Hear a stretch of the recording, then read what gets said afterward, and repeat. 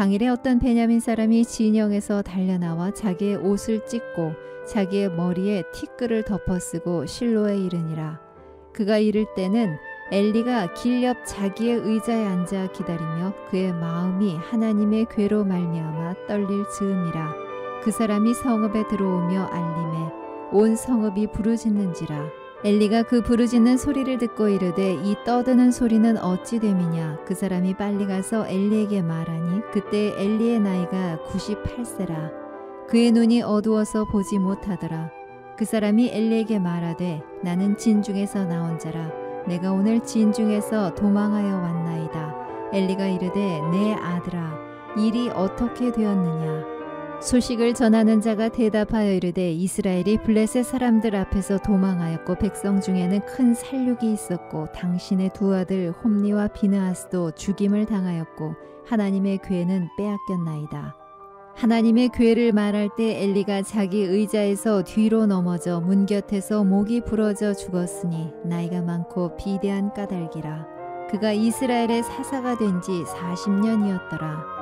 그의 며느리인 비느하스의 아내가 임신하여 해산 때가 가까웠더니 하나님의 궤를 빼앗긴 것과 그의 시아버지와 남편이 죽은 소식을 듣고 갑자기 아파서 몸을 굽으려 해산하고 죽어갈 때 곁에 서 있던 여인들이 그에게 이르되 두려워하지 말라. 네가 아들을 낳았다 하되 그가 대답하지도 아니하며 관념하지도 아니하고 이르기를 영광이 이스라엘에서 떠났다 하고 아이 이름을 이가봇이라 하였으니 하나님의 궤가 빼앗겼고 그의 시아버지와 남편이 죽었기 때문이며 또 이르기를 하나님의 궤를 빼앗겼으므로 영광이 이스라엘에서 떠났다 하였더라. 계속해서 사무엘상 말씀을 함께 살펴보고 있습니다. 오늘 함께 읽은 말씀은 블레셋과의 싸움에서 패배한 이스라엘과 엘리 제사장 가정의 비극을 소개하고 있습니다. 어제 함께 읽은 말씀에서 블레셋과의 전투에서 패배한 이스라엘이 하나님의 언약궤를 가지고 와서 승리를 확신하는 장면이 기록되었습니다. 그러나 그들은 처참하게 패배하였고 하나님의 언약궤는 빼앗겼으며 이를 수행하던 엘리의 두 아들 홈니와 비느하스도 죽임을 당했습니다. 그리고 이 소식은 이스라엘에게도 곧 전해지게 됩니다. 12절입니다. 당일에 어떤 베냐민 사람이 진영에서 달려나와 자기의 옷을 찢고 자기의 머리에 티끌을 덮어쓰고 실로에 이르니라. 패배와 실패의 소식, 죽음과 아픔의 소식은 언제나 비탄과 슬픔을 가져오지요. 13절이 이를 잘 보여주고 있습니다. 그리고 이 소식은 엘리 제사장에게도 들려지게 됩니다. 17절, 18절입니다. 소식을 전하는 자가 대답하여 이르되 이스라엘이 블레셋 사람들 앞에서 도망하였고 백성 중에는 큰 살육이 있었고 당신의 두 아들 홈니와 비느하스도 죽임을 당하였고 하나님의 궤는 빼앗겼나이다. 하나님의 궤를 말할 때에 엘리가 자기 의자에서 뒤로 넘어져 문 곁에서 목이 부러져 죽었으니 나이가 많고 비대한 까닭이라. 그가 이스라엘의 사사가 된 지 40년이었더라.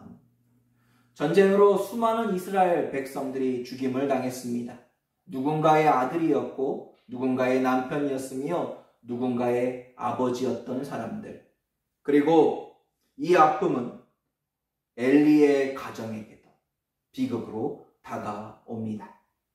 아들들이 죽었다라는 소식과 하나님의 언약궤가 빼앗겼다라는 소식을 들을 때에 충격을 받았던 엘리 제사장이 실족을 하였는데 그 한 번의 실수로 죽음을 당하게 된 것입니다.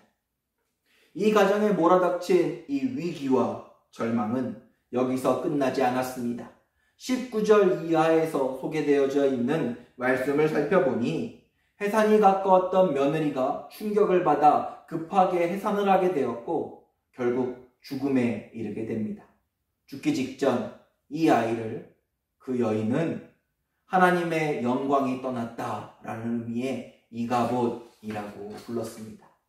하나님의 영광이 떠났다. 하나님께서 우리와 더 이상 함께하지 않으신다.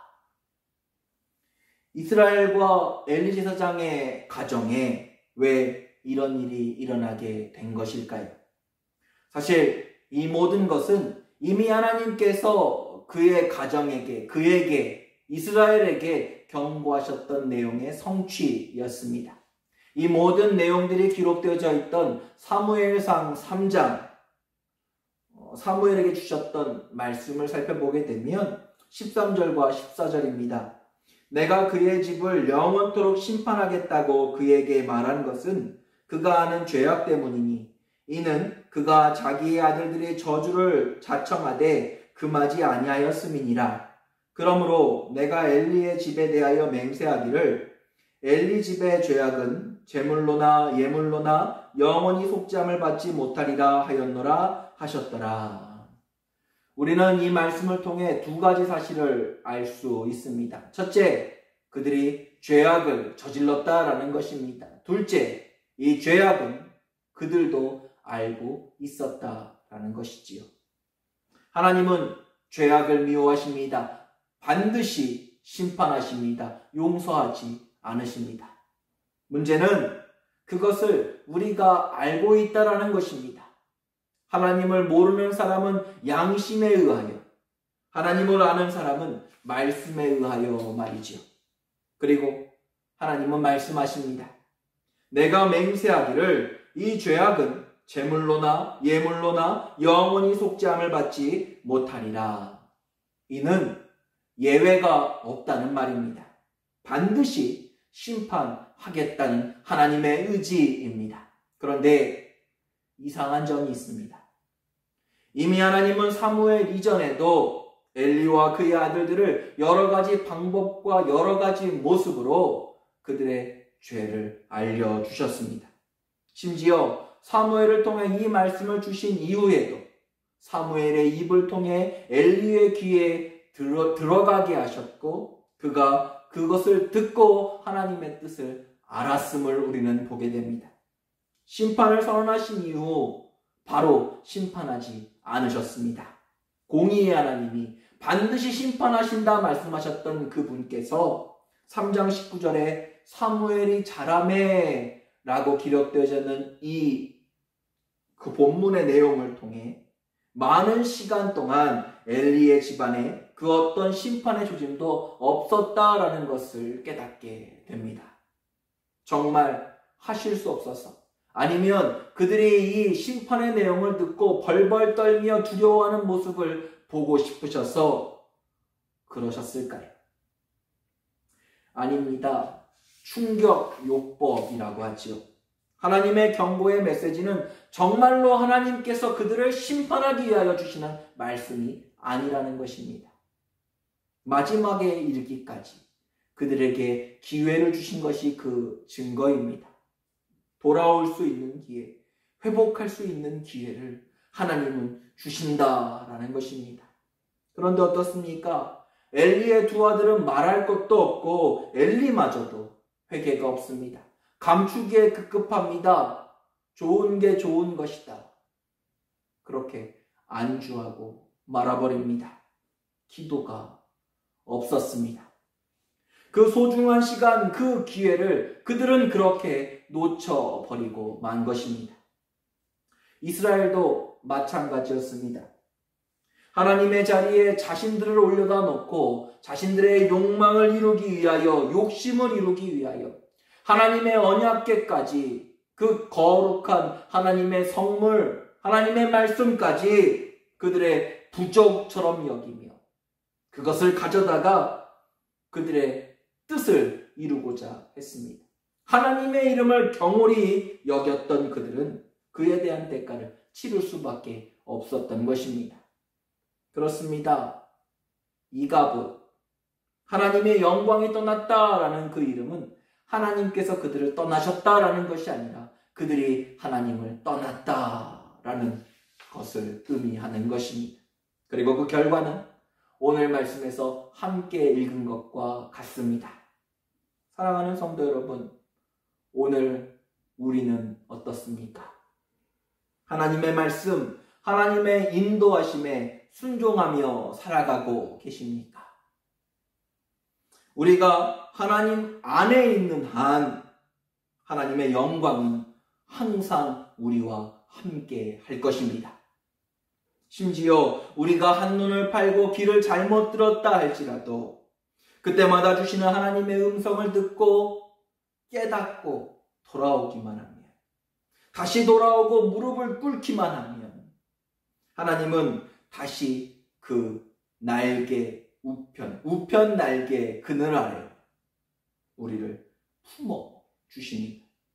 하나님이 끝이라고 말씀하시기 전까지는 끝나지 않은 것입니다. 오늘 이스라엘 영적 지도자 엘리가 죽음을 당했습니다. 그러나 여전히 하나님은 이스라엘에 사무엘을 남겨두셨습니다.